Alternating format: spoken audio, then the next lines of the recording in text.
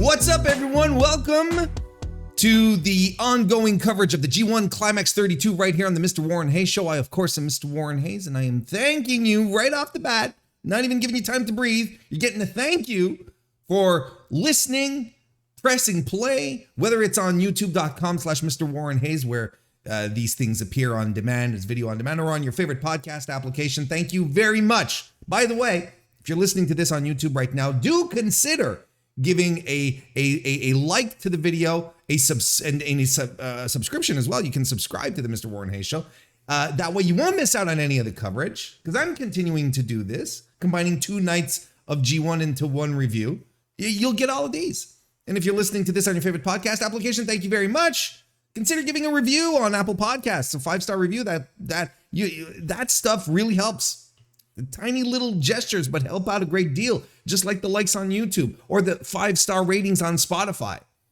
All that stuff is tremendous and helps out tons. So I am excited that you are here. I am excited that we are continuing down the road of the G1. We are talking nights 3 and 4 now. I've started already. I've already done nights 1 and 2 a couple of days ago. And now we're going to go into 2 very contrastingly different nights of professional wrestling. Let's put it that way. Let's get, and per usual, I'm not going to talk about the undercard, despite the fact that I know that there's, story elements that get developed there. I want to focus on the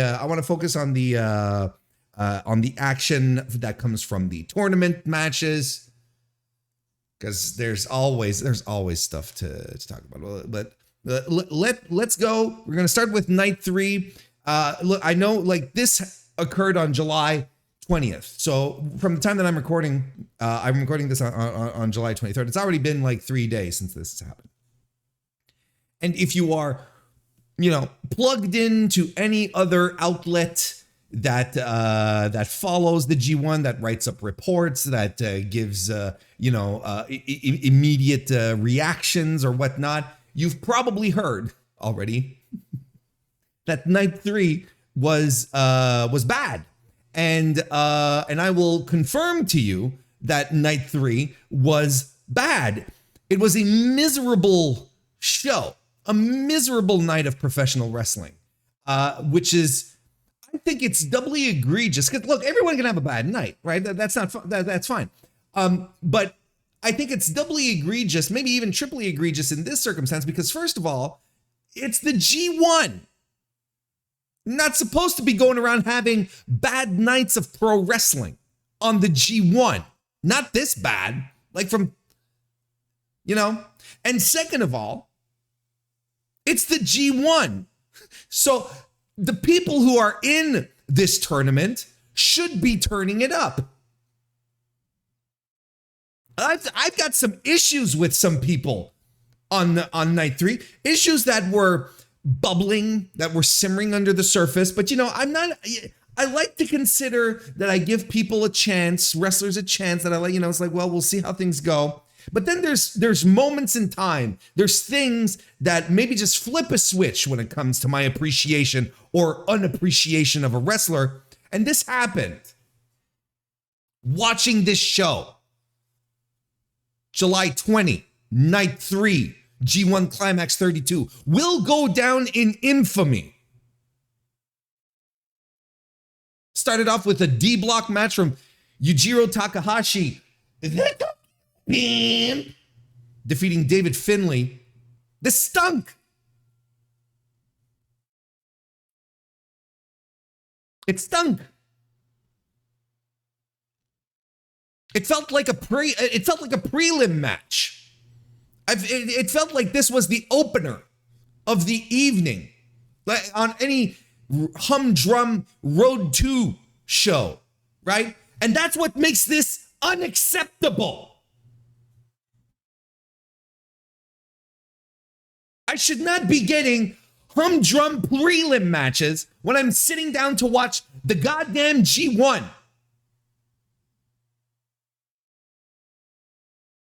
No energy to this match. Felt like there was nothing at stake here. But there was something at stake. 2 points. 2 points. As I discussed in my review of nights 1 and 2, the points are precious at this point. This is what we're all realizing doing our coverage. We don't have a full block of 10 people. There's 7 guys here. There are 6 matches apiece. Unacceptable.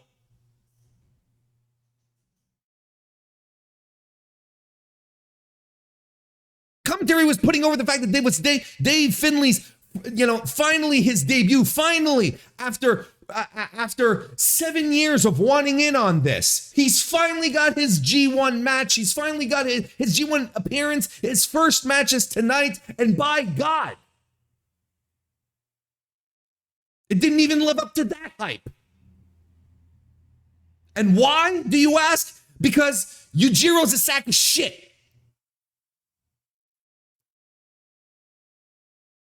Because Yujiro doesn't try. He doesn't care. And he won the match.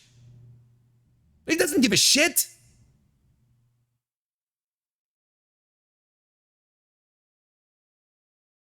And maybe it's a combination of what this attitude he's supposed to have because of the House of Torture and all this bullshit. I don't give a fuck.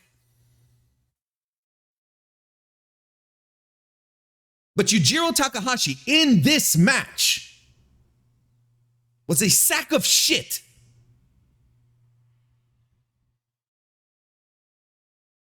Irredeemably bad. Unacceptable.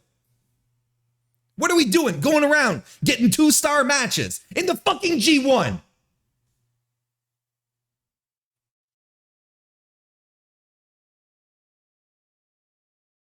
I know it always takes 2 to tango. But if your partner doesn't give a shit, how are you supposed to pull anything out of it? This I'm saying it in defense of Dave Finlay. But Dave Finlay had, is at fault here as well.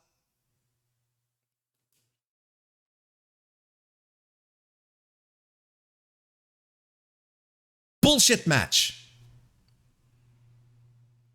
Next match we had on the card was Tonga, who defeated Chase Owens. So Tama has his first 2 points of the tournament. It was fine, nothing to write home about. Definitely not the sinkhole that was the opener. But just a fine match. Chase Owens side Russian leg sweeps Tonga into the barricade, double flying double axe handle, a neck breaker by Chase, who's doing old school offense, playing an old school heel role here, because Tonga explodes then with a lariat, some shots, a stinger splash, back suplex. They're clearly running a more traditional heat spots here that Chase did very well. He hits a sunset bomb into the buckles. Chase does on the floor. He lifts the floor padding, attempts to suplex Tonga onto it, but Jado puts the padding down. Tama hits the Supreme Flow back in the ring. Owens blocks a few gun stump attempts. He eventually, but eventually Tonga gets the gun stun for the win. I want to parse my commentary here properly, because I think this was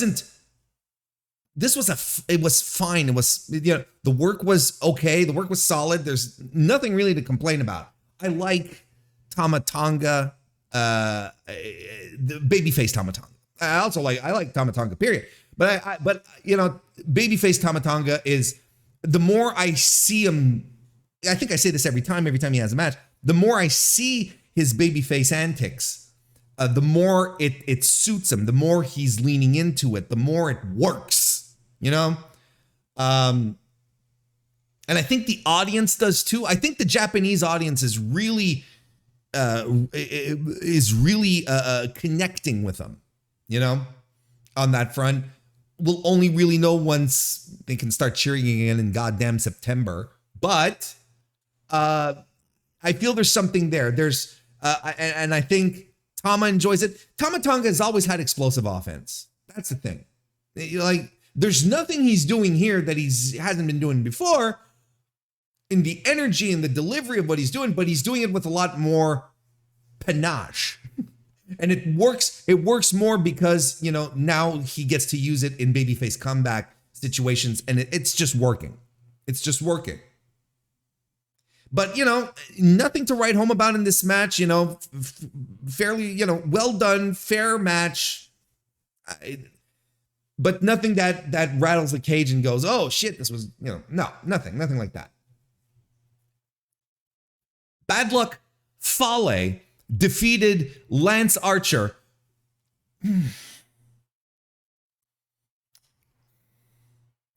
Can I read you word for word what I wrote? And I'll read you word for word what I wrote in my notebook. Give me a second here to pull it up. Like to turn the pages. This is what I wrote right here. What the fuck is this shit?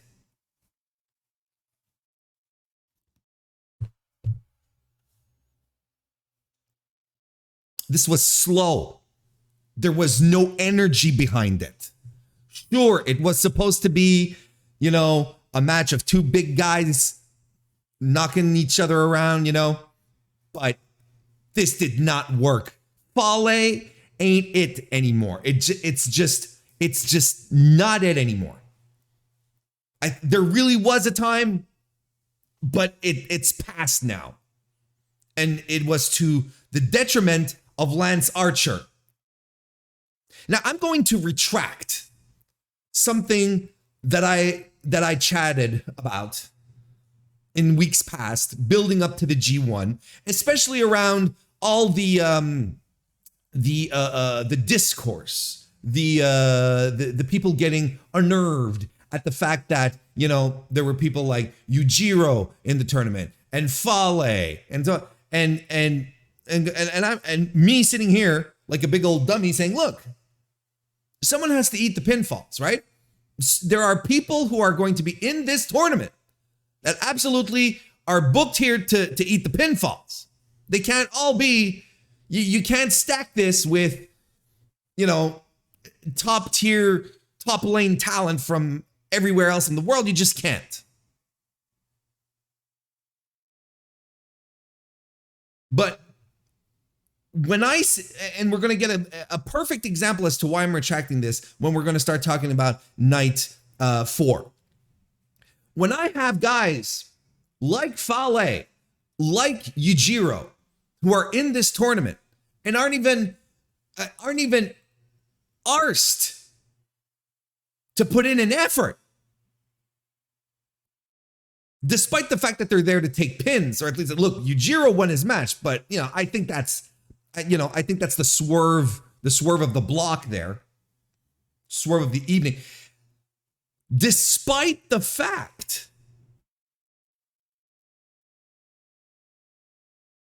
that they're there to take pins, they're just cruising through this, giving us bullshit matches like this one here. I checked it out before coming on, just out of curiosity. I don't necessarily put much stock in star ratings for a bunch of reasons, you know, but I do like to check out star ratings just to, you know, get a feel, you know, what are, you know, just to see what other people are thinking, what's going on kind of thing. Dave gave this match 1.5 stars in the goddamn G1. We're getting sub 2-star matches in the G1. So I apologize for sitting here and going, oh, you know what? Someone has to eat the pin. No, we need people in this tournament who are hungry. And we have people who are hungry. We're going to talk about it once we get to night 4. And when we see these people making the most out of their opportunity, and you see these dudes, Yujiro and Fale, going subpar, low effort, low energy. I think these bozos should hit the bricks because they're bozos at this point. It's the G1. I got no sense of urgency in Yujiro versus David Finlay when they should be working to get their first 2 points, critical 2 points in the setup of this tournament. But you didn't feel it. Fale can't work. He's cooked. We're done. Major thumbs down on this match.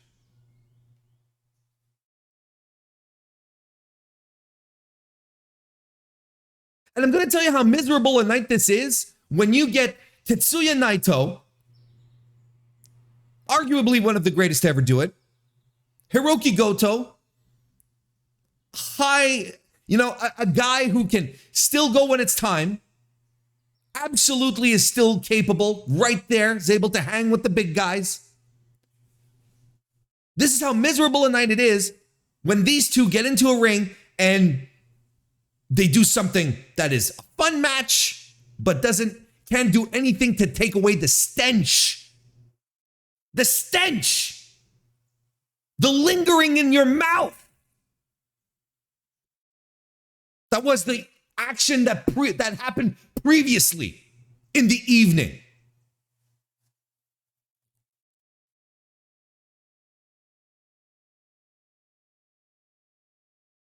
Imagine Tetsuya Naito in this match can't save the evening.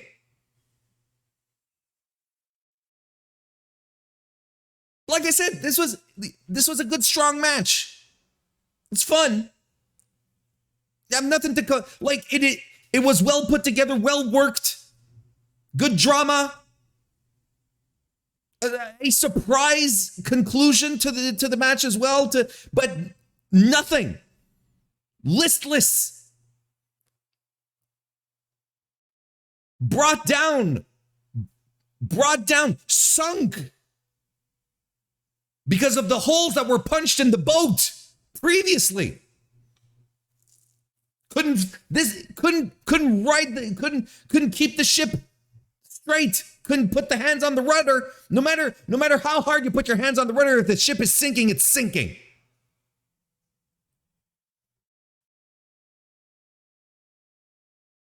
Goto avoids a Destino, but eats a spine buster. He hits a slamming Nushi Goroshi, counters Destino with a shouting Kai. That's how you know Goto is serious when he starts pulling out shouting Kai. And he gets the GTR for the win. And I'm out of drink. Fuck!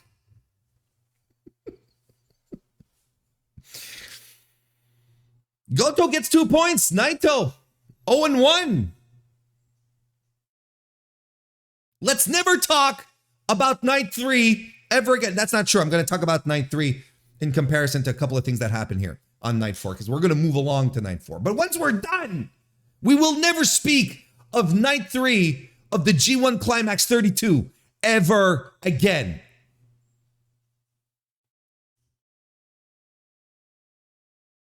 Opening match, night 4, July 23rd, Block C. Zack Sabre Jr. defeated Aaron Henare.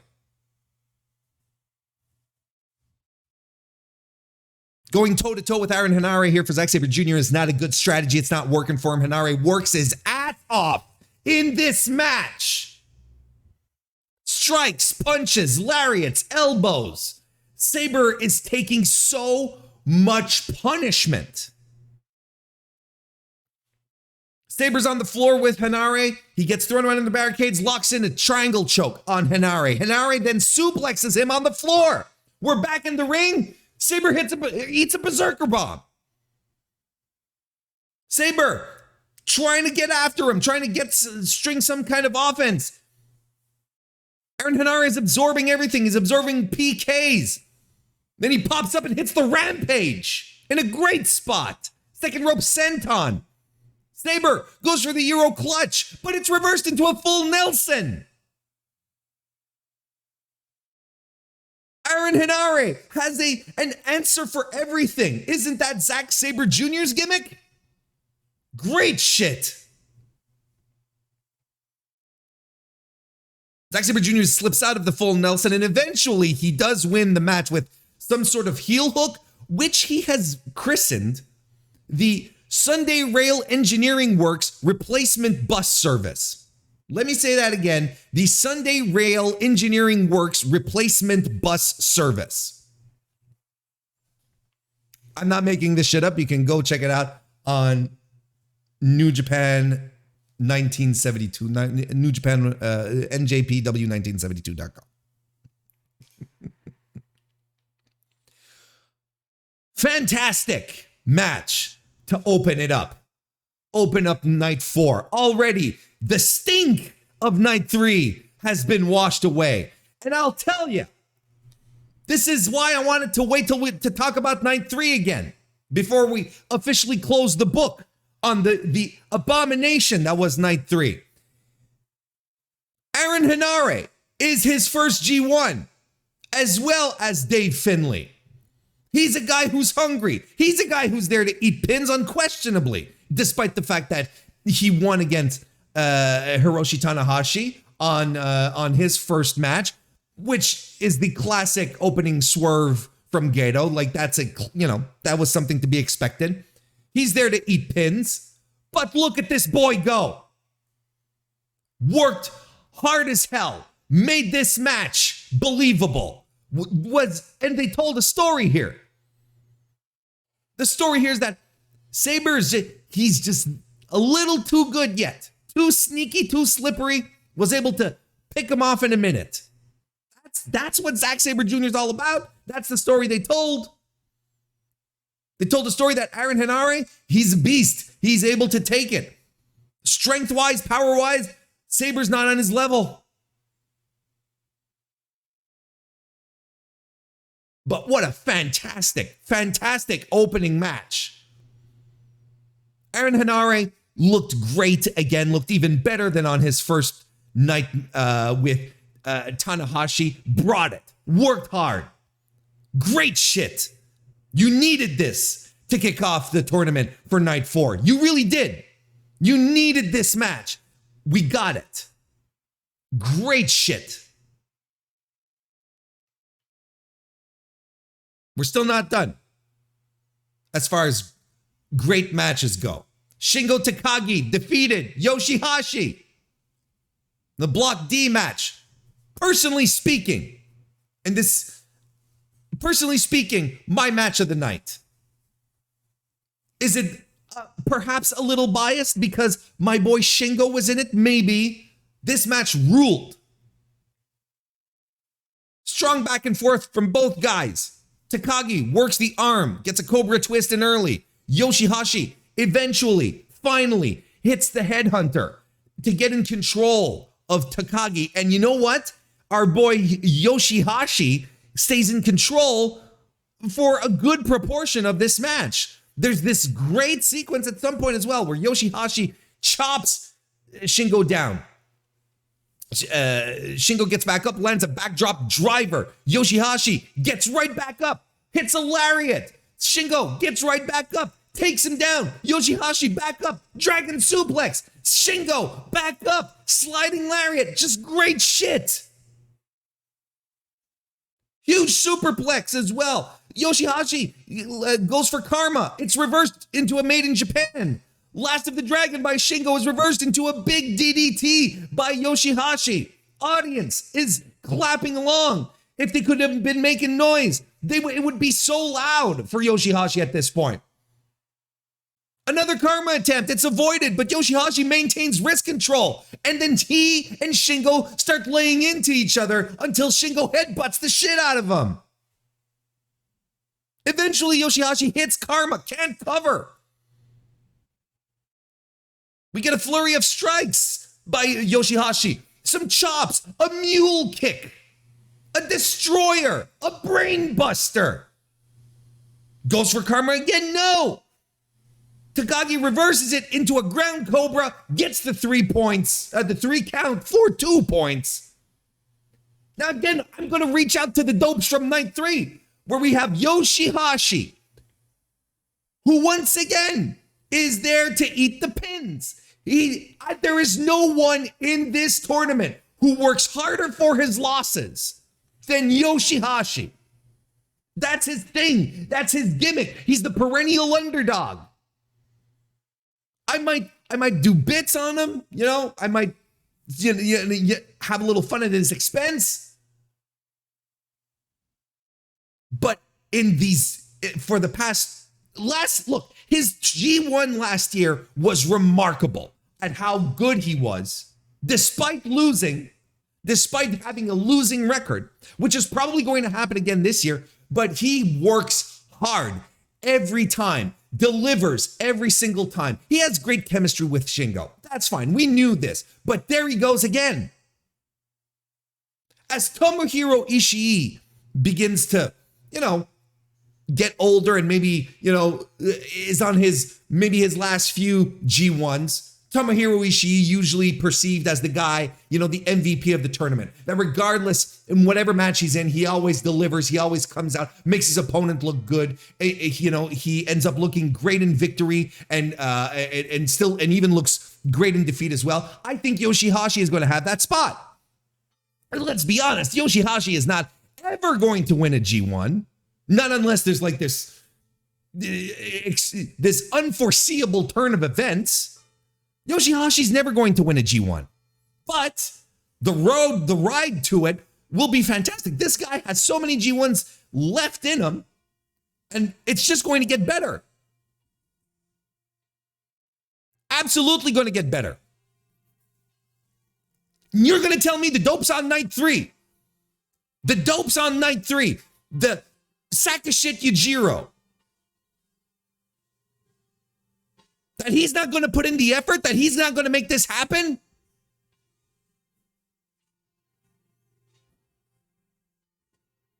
Fuck off. Come on now.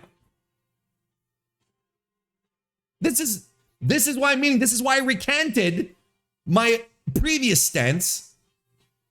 Because the guys who are there to take the pins should be working nonetheless. Because it's the G1.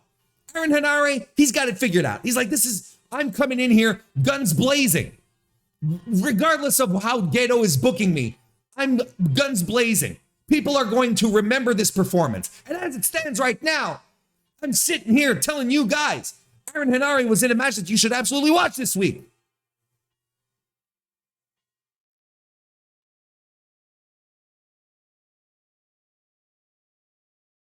Kazuchika Okada defeated Toru Yano. This was fine, but it wasn't a comedy match, right? It wasn't a comedy match. Yano came out serious, right? He's got his Great Bash heel t-shirt on and a bottle of sake, and he's channeling his old aggressive past here because he's fighting his leader, his friend, chaos leader, The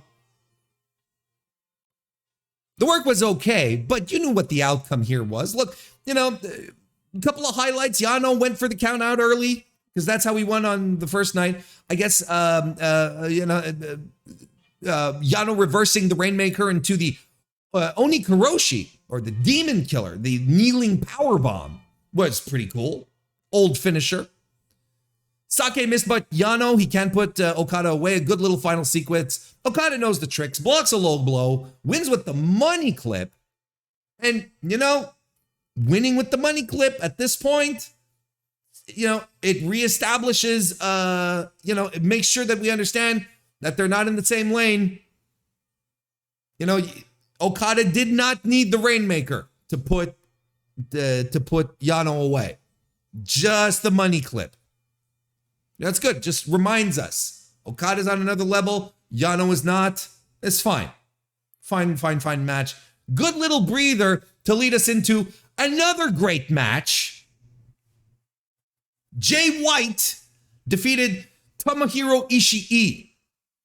And Jay White right now is a blast to watch. It's a blast to watch. Excuse me. Regardless of whether it's his heel work or his ring work, he's just fantastic. Jay White at first, he gets Goto because Ishii's like, I don't want anything to do with Goto. So Jay White is like, look, I'll handle it. He gets some chairs from under the ring, does White, and he brings Goto on the other side of the barricades and sets up the chairs. And he's like, here, sit here, Goto. Of course, that would come into play later when Goto would throw a chair at Tomohiro Ishii while the ref is distracted. Get a butterfly suplex into the turnbuckles by Jay White. Jay White, of course, argues with red shoes throughout the match, which is a thing. A power slam by Tomohiro Ishii, combo shots in the corner. Saito suplex by White, and a huge DDT, a gourd buster on the apron, and an enormous Uranagi. White works the ribs throughout the match. That's ultimately what leads to Tomohiro Ishii's downfall. Huge superplex by Jay White, but Ishii pops back up, and launches himself at White. And the sell here by Ishii is that he didn't pop right back up from the superplex. He sold it. He rolled around, but then it was like, you saw him as he was rolling around, he was psyching himself up. So when he did pop up, you're like, Christ, this is great. Ishii, one of the greatest sellers of pro wrestling of all time. They even did a tease of the 2020 G1 when Ishii spoiled White's tournament. Goto was up on the apron trying to run some interference, hitting the brainbuster, but that didn't quite work out. Instead, we get in and out of reversals, a sleeper suplex by Jay White, and a sleeper suplex by Ishii. Goes for the brainbuster. It's reversed into the Blade Runner. It's academic at that point. No one kicks out of the Blade Runner. Jay White wins another match up to 4 points. Again, a fantastic match. Nothing groundbreaking, nothing. But you know what? White and Ishii always have compelling matches. This was another one of them. I liked it tremendously. I think I just liked YOSHI-HASHI and Shingo a little bit better. It could be, and you know what? It could entirely be because of how sour I was at how little effort was put in on night 3. And I just come out of a match watching Aaron Henare leave it all out there in a losing effort, and YOSHI-HASHI leaving it all out there in a losing effort. Maybe that's why I'm a little more. Maybe that's why I'm a little more privy to that match as opposed to the main event, because the main event was fantastic. I say, here are my recommendations. You skip night 3 entirely. You erase it from history. You do the Men in Black thing so that it can be collectively removed from our minds.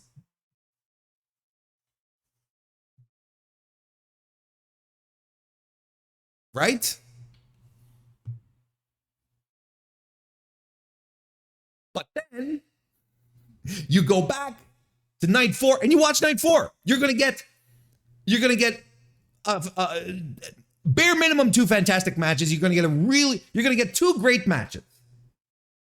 Okay, in Shingo versus YOSHI-HASHI and Jay White versus Tomohiro Ishii. You're gonna get a great match in Zack Sabre Jr. versus Aaron Henare, and you're gonna get a fun, completely inoffensive, interesting Kazuchika Okada Toru Yano match that breaks the mold from the usual Toru Yano matches as well.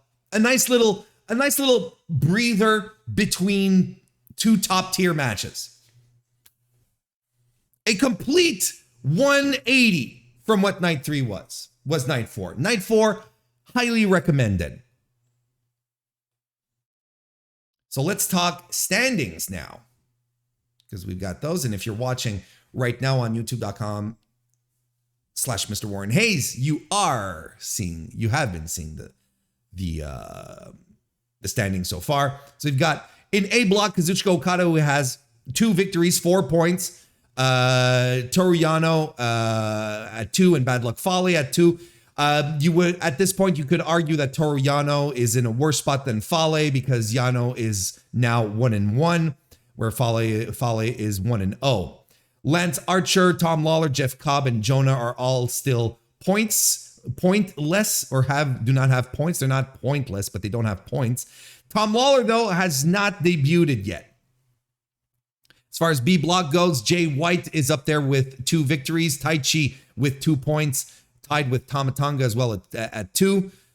Tomohiro, Ishii, Sonata, Great-O-Khan, and Chase Owens all at 0. Great-O-Khan has not debuted yet though, so he's a 0, but without any matches. And yeah, so there you go. So that's what we have so far. Ishii right now in the mud because he lost. He's 0-2, so he's actually worse off than anyone else in the 0-point category. Not looking good for our boy Tommy. C Block has Zack Sabre Jr. up there with 4 points, Aaron Henare with 2, and Hirooki Goto as well with 2. Henare is 1-1 at this point. Goto is 1-0. Hiroshi Tanahashi, Tetsuya Naito, Kenta, and Evil all rounded up at the bottom with 0 points apiece. And Evil is the only one who has not debuted yet, so his 0 points is not because he's lost any. He's just that's it. He just hasn't wrestled yet. And as for D Block, we've got a 4-way tie at the top. The only block so far: Will Ospreay, Rock Hard Juice Robinson, Shingo Takagi, and Yujiro Takahashi, the Tokyo Pimp. He's depressed me so much. I don't even want to do the bit anymore. I don't even, they're all tied at 2. YOSHI-HASHI, Dave Finlay, and El Fantasma running out the bottom. What is to note here, though, is that Shingo a little more trouble than anyone else because he is 1-1 at this point, whereas Will, Juice, and Yujiro have all only had 1 match so far, so they all have those 2 points. YOSHI-HASHI, Finlay, and Phantasmo all are 0-1. So everyone's wrestled in D Block at this point, and we have some split times up here, which is ridiculous to see Yujiro in there. Anyway, interesting to see what's going to happen moving forward. I still think, there's a couple of things that I talked about last time and on the podcast this week in regards to, especially when it comes to A Block at this point, I think, I still think Jonah is, his tournament is done, but I think it's interesting to think about how Jeff Cobb's tournament is going to happen, how it's going to happen moving forward. Because right now he's 0-1, and Okada is 2-0, and Jeff Cobb lost to Kazuchika Okada at this point. So, Jeff Cobb at this point, here's okay, let me simplify my analysis here. I think it is highly unfathomable at this point that Kazuchika Okada it's highly unfathomable that Kazuchika Okada won't win Block A. I honestly don't. I don't. He's got. He has just because he's defeated Jeff Cobb, because he's got Fale, Archer, Lawler, Jonah left. I think Okada's sweeping the block. And even if he loses a match, he still has the tiebreaker over Jeff Cobb. For Jeff Cobb to win this block, he has to hope that Okada loses 2 matches, which I don't think is going to happen. Because Okada is clearly in full super powerful Rainmaker mode here, 50th anniversary guy, because even if Cobb wins every other match and Kazuchika Okada loses 1 match, Okada has the tiebreaker on Cobb. Kazuchika Okada has to lose 2 matches for Jeff Cobb to even smell the possibility of a victory, because then he has to win all of his matches. So that's very interesting. I don't know if Fale is going to do it, right? Not Fale. I don't know if Cobb is going to do it. Clearly they're setting up Jay White to sweep the block on his side as well. You know, I think effectively moving forward, Tomohiro Ishii is no longer an entity. There's too many variables, you know. Great-O-Khan, we're at the, you know, it's hard to Great-O-Khan hasn't wrestled yet. And he's a guy that New Japan really, really likes. So we'll see what they do with him. Tetsuya Naito, I think Naito is winning the block. I think I mentioned this last time, but I think that's what makes the most sense. He's wrestling on the last night. I think Zack Sabre Jr. is going to have another great tournament performance here, but he's going to come up just a little short like last year, especially coming after a win with the New Japan Cup. I don't think the booking doesn't make sense. But I think Naito losing his match against Goto is the fluke, and he's going to go on a winning streak. And you know what? This is, it's typical Naito booking in the sense that, he the people love Naito. They want him to win. They want him to make it to the end. And and D Block is all over the place right now. D Block, everyone has wrestled once. There's a 4-way tie at the top. YOSHI-HASHI, Finlay, like I said, the only guy who's in a little more trouble is Shingo because he's 1-1. So he can go either way at this point. We're really going to have to see what happens in the upcoming matches with Ospreay specifically. Juice Robinson has a match coming up this week as well against Dave Finlay. That's going to be a crucial match to watch. Probably going to be very determining when it comes to Shingo's tournament as well. ELP is clearly going to want to have a good tournament here as well. So, I don't think there are, the D Block is very interesting right now. Has a lot of outcomes, a lot of possibilities. We'll see what happens. But as it stands right now, upcoming, the next night that we have, of course, is July 5th, which is going to be tomorrow. By the time you guys are watching this, it's going to probably have already happened at this point. Night 5 on July 24th. D Block action is going to be represented by El Fantasma versus Yujiro, sack of shit. B Block, Sanada versus Taichi. A Block is going to be Jeff Cobb versus Bad Luck Fale, and Hiroshi Tanahashi and Tetsuya Naito are going to light up the stage for the main event. In C Block action, I'm very weary about night 24, not going to lie. But you know what? I'm hoping. Phantasmo is another guy who's in this for it's his first year, and he's, messing with the heavyweights. He wants to look good. So hopefully he can shake something out of fucking Yujiro. And Jeff Cobb versus Fale, I don't know what to, look, God bless you in advance, Jeff Cobb. Night 6, July 26th. We're going to be in Korakuen Hall on top of that. Great-O-Khan taking on Chase Owens. Kenta for the C Block. That was B Block, by the way. C Block is going to be Kenta versus Evil. I'm expecting a bunch of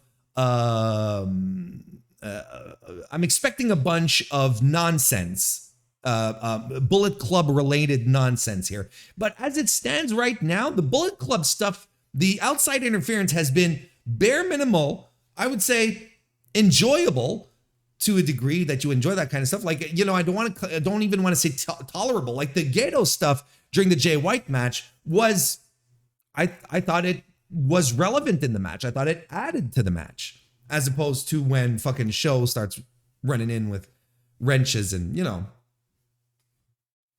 we'll see. But I'm expecting some shenanigans here.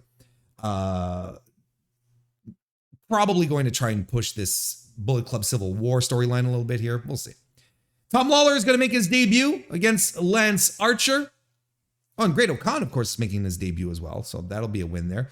Tom Lawler and Lance Archer, that'll be very interesting. I'm excited to see that. And in the D Block for the main event, Dave Finlay versus Rock Hard Juice Robinson. Juice's former tag team partners, former friends. We'll see what ensues here, but I think Juice is going to win. I think Juice is getting a good tournament. I think he's going to be a player in this tournament because of his story with Will Ospreay. We're keep that in mind as we move forward here. But those are the ones that are coming up. So I'll be back on July 26th to combine nights 5 and 6 together and keep you posted on the comings and goings of the G1 Climax 32. Hope you guys enjoyed it. If you did enjoy it, you leave a like on this video. Reviews, ratings, likes, shares, all that stuff helps out a great deal, and it shows that you appreciate it. And if you're watching this on YouTube, leave a comment. Tell me what did you think of night 3? I'd love to hear your thoughts. But we'll leave it at that for now. Hope everyone keeps on keeping on. I sure will. And we'll see you in a couple of days for more G1 coverage. Until next time.